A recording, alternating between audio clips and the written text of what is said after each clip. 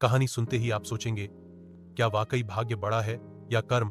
आज मैं आपको एक ऐसी प्रेरणादायक कहानी सुनाने जा रहा हूं, जहां एक घमंडी राजा ने यह साबित करने की ठानी कि भाग्य ही सब कुछ है, लेकिन एक साधु ने उसे कर्म की असली ताकत का एहसास कराया, और इस एहसास ने न केवल उसके जीवन बल्कि पूरे राज्य का भविष्य बदल दिया। बहुत समय पहले उज्जैन नामक एक समृद्ध राज्य था। वहां महाराज विक्रमदेव शासन करते थे। राज्य धन धान्य से परिपूर्ण था। दरबार में विद्वान, सैनिक और कलाकारों की कमी नहीं थी। लेकिन राजा का एक अभिमान था। वह मानता था कि उसकी संपन्नता, शक्ति और पद सिर्फ भाग्य का खेल है। कर्म पर उसका विश्वास नहीं था। दरबारियों ने कई बार समझाया, महाराज, कर्म ही इंसान का सच्चा साथी है। पर राजा हर बार हंसकर कह देता, अगर कर्म ही सब कुछ होता तो मजदूरों और किसानों के पास सोना चांदी क्यों नहीं? देखो मुझे, बिना मेहनत के कितना वैभव है। भाग्य ही सबसे बड़ा है। एक दिन महल में एक तेजस्वी साधु आए। उनके चेहरे से तेज और वाणी से गहरी शांति झलक रही थी।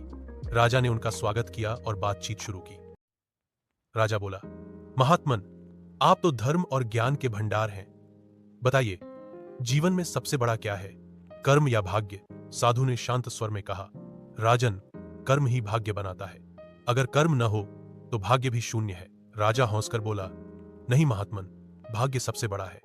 मैं राजा हूं, यह मेरे कर्म से नहीं, मेरे भाग्य से है। साधु मुस्कुराए और बोले, यदि आपको इतना विश्वास है तो एक प्रयोग कीजिए।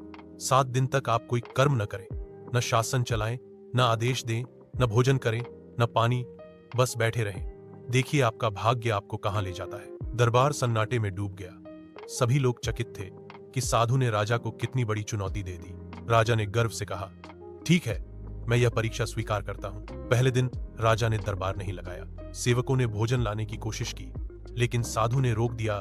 राजन, यह भी कर्म है, आपने खुद को वचन दिया है। राजा हंस पड़ा, कोई बात नहीं, मैं एक दिन भूखा रह सकता हूं। दूसरे दिन राजा का चेहरा पीला पड़ने लगा। उसे प्यास सताने लगी। सेवक चिंतित थे, पर साधु ने कहा, मत भूलो, यह आपकी ही शर्त है। तीसरे दिन राजा ने बिस्तर पकड़ लिया। उसके मन में सवाल उठने लगे, क्या सचमुच कर्म ही सब कुछ है? लेकिन नहीं, मैं राजा हूं, मेरा भाग्य मेरा साथ देगा। चौथे और 5वें दिन दरबार में अफरा तफरी मचने लगी। सैनिक बिना आदेश के भटकने लगे। दरबारी फैसले न ले सके। प्रजा परेशान हो गई। बिना राजा के शासन की हालत बिगड़ने लगी। लोग कहने लगे, भाग्य से राजा मिला है, लेकिन अगर वह कर्म न करे तो हमारा क्या होगा?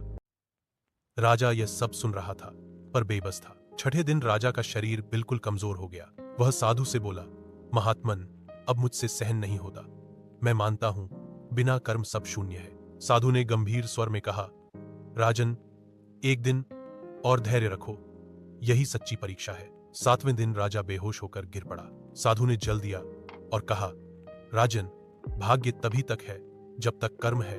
बिना कर्म के न शरीर टिकता है, न राज्य। राजा ने आंसू भरी आंखों से साधु के चरण पकड़ लिए।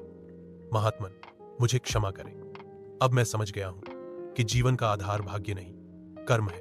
उस दिन से राजा ने प्रण किया कि वह हर निर्णय कर्म और धर्म को ध्यान में रखकर ही करेगा। राज्य भी खुशहाल हो गया और राजा का नाम इतिहास में न्यायप्रिय शासक के रूप में दर्ज हुआ।